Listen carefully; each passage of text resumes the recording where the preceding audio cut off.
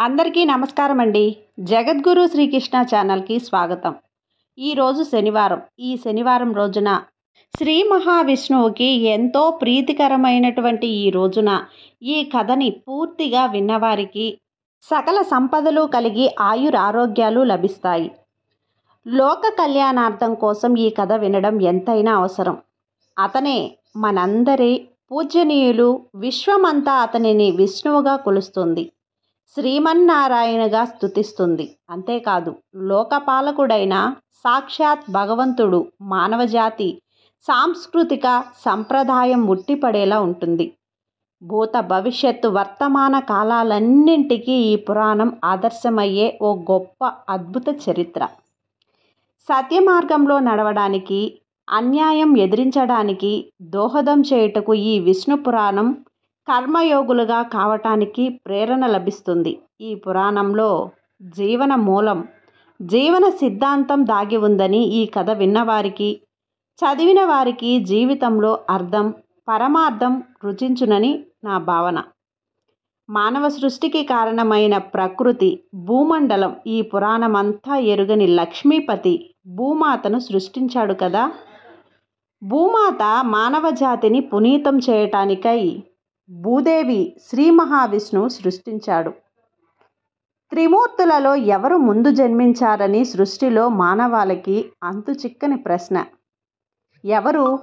విష్ణువు, శివుడు లేక బ్రహ్మ? ఎవరు ముందు పుట్టారనే తెలుసుకోవాలనే తాపత్రయం అందరికీ ఉంది కదా. కాబట్టి ఈ కథ ద్వారా త్రిమూర్తులలో ఎవరు ముందు జన్మించారు అనేది పూర్తిగా తెలుసుకుందాం. అతడే విష్ణువు, లక్ష్మీపతి. భూదేవి సృష్టి, ఈ మహాగాథ ఒక ప్రళయంతో ప్రారంభమైంది. అప్పుడే భయంకరమైన ఉరుములు, మెరుపులతో కూడిన భయంకరమైన గాలులతో కూడిన ప్రళయం సంభవించింది. అది ఎలాగంటే, సృష్టిలో భయానక బీభత్సమైనతో కూడిన అగ్ని పర్వతాలు భయంకరంగా లావాను బయటకు వెదజల్లుతూ సింహంలా గర్జిస్తున్నాయి. మరోవైపు సముద్రంలోని అత్యంత భయంకరంగా కెరటాలు అలజడి సృష్టిస్తూ సునామిలా కోపంతో విర్రవీగుతున్నాయి.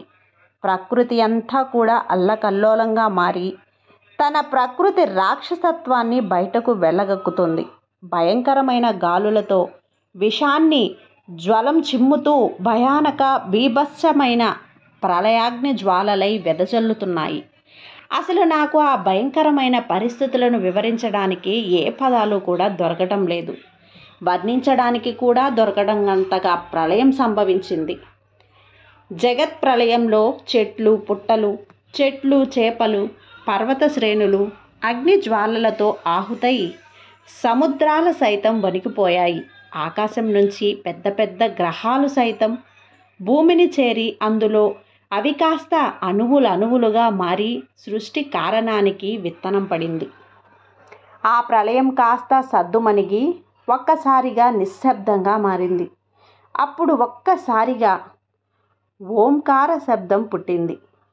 ఈ ఓంకారనాదం ఒక మహాసముద్రం నుంచి వస్తుంది. అప్పుడు ఆ శ్రీమన్నారాయణ ఆ సముద్రంలో ఒక ఆకుపై చిన్న పిల్లాడి వలె పురుడు పోసుకొని అల్లర చిల్లర చేష్టలతో తన పవిత్రమైన పాదాలను కదిలిస్తూ, తన కదలికలతో ఎంతో తేజోస్వరూపుడై ఆ శ్రీ మహావిష్ణువు పాలసముద్రంలో జననం ప్రారంభమవుతుంది. హే మహావిష్ణు, హే పరమేశ్వర, హే లక్ష్మీపతి, నీవు ఎంతటి పూర్ణుడవంటే నీ నుంచి ఎన్ని భాగాలుగా విడిపోయినా నీ పరిపూర్ణత్వం చెక్కు చెదరదు. నీవొక్క అఖండ జ్యోతివి. నీ నుంచి ఎన్ని దీపాలు జ్యోతిని వెలిగించావు తండ్రి. నీకంటూ ఒక పవిత్రతను సంతరించుకున్నావు. ఓ విష్ణుదేవా, ప్రపంచం వినాశంతో ప్రపంచమే స్తంభించబోయింది. కానీ నువ్వు పరిపూర్ణానందనుడువు. జీవనానికి ప్రాణ ప్రదాతవు కూడా నీవే తండ్రి. హే శ్రీమన్నారాయణ, హే మహాప్రభు, నీ వల్లనే సృష్టి అచేతనం నుంచి చేతనత్వంలోకి వచ్చింది దేవా. సకల సృష్టికి ప్రాణం దాతవి. నీ నిజస్వరూప వైభవంతో మాకు దర్శన భాగ్యం కలిగించావు ప్రభు. శిశువు పాలకుడిగా ఆకుపై పడుకున్న ఆ శ్రీ మహావిష్ణువు ఆకు కాస్త శ్రీమన్నారాయణుకి నాగశేష తల్పంగా మారిపోయింది. అప్పుడే శ్రీ మహావిష్ణువు తన నిజస్వరూపంతో మెరిసిపోతూ నాగశేషునిపై పడుకున్నట్లుగా దర్శనం కలుగును. సృష్టి ఈ విధంగా మొదలైంది. ఆ నాగశేషుడు తన విషాన్ని శ్రీ మహావిష్ణువుపై చిరుజల్లులుగా కురిపించగా అప్పుడే ఆ మహాదేవదేవుడు రూపురేఖలన్నీ మారిపోయి తన యవ్వన రూపం దాల్చడం. ఈ రకంగా ఆ శ్రీ మహావిష్ణువు తన మొదటి వ్యక్తిగా దర్శన భాగ్యం కలిగిస్తాడు. ఓంకారంతో శ్రీ మహావిష్ణువు అప్పుడు తన ఆ శేషతల్పంపై మెల్లగా తాను 2 కళ్ళను తెరచి ఆ కళ్ళలో నీ కాంతి కిరణాలతో సూర్యుని సృష్టిస్తాడు. శ్రీ మహావిష్ణువు తన హృదయం నుంచి చంద్రుణ్ణి సృష్టిస్తాడు. అందుకే చంద్రుడు శ్రీ మహావిష్ణువు వలె తన చల్లని హృదయంలో ఉద్భవించినదే చంద్రుడు. ఈ విధంగా సూర్యచంద్రుల పుట్టుక మొదలైంది. ఆ తర్వాత ఆ మహాదేవుని యొక్క నాభి నుంచి ఒక తామర పువ్వు రేఖలో నుంచి ఉద్భవించిన వాడే మనందరికీ జన్మనిచ్చిన బ్రహ్మదేవుడు జన్మిస్తాడు.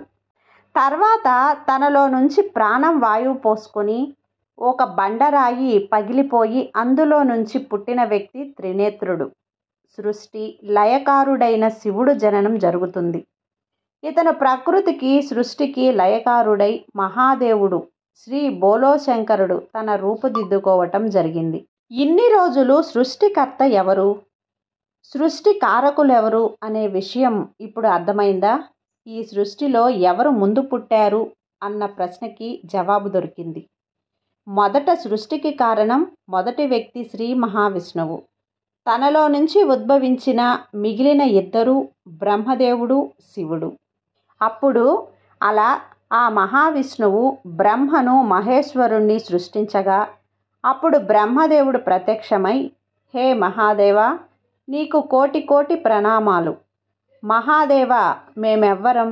మమ్మల్ని సృష్టించడానికి గల కారణమేమిటి దేవా అని బ్రహ్మదేవుడు లక్ష్మీపతిని అడగగా అప్పుడు శ్రీ మహావిష్ణువు, నీవు బ్రహ్మదేవుడవు. నిన్ను సృష్టించిన కారణం సృష్టి కార్యం జరగాలి. నేనే మీరు, మీరే నేను. మన ముగ్గురం త్రిమూర్తులం. మన ముగ్గురం శరీరాలు వేరైన ఆత్మ ఒక్కటే, ఒకే అస్తిత్వం కలిగిన వాళ్ళం అంటూ బ్రహ్మకు పరమేశ్వరులకు సమాధానమిచ్చారు శ్రీ మహావిష్ణువు. వారిద్దరికీ కార్యకర్తవ్యం నిర్వాహకంలో ఎవరు ఏ కర్తవ్యం చేయాలో వివరించారు శ్రీ మహావిష్ణువు. ఇంతటితో ఈ వీడియోలో త్రిమూర్తుల సృష్టి ఎలా జరిగింది అనే విషయం తెలుసుకున్నాం. మరొక వీడియోలో వీళ్ళ కర్తవ్యం, వారి కార్యాలు ఏంటి అనేది పూర్తి వివరాలతో మీకు వివరిస్తాను. అది ఫ్రెండ్స్ ఈరోజుటి వీడియో. ఈ వీడియో మీకు నచ్చినట్లయితే లైక్ చేసి సబ్స్క్రైబ్ చేయండి. మరికొంతమంది భక్తులకు షేర్ చేయండి. సర్వే జన సుఖినో భవంతు. జై సాయిరామ్.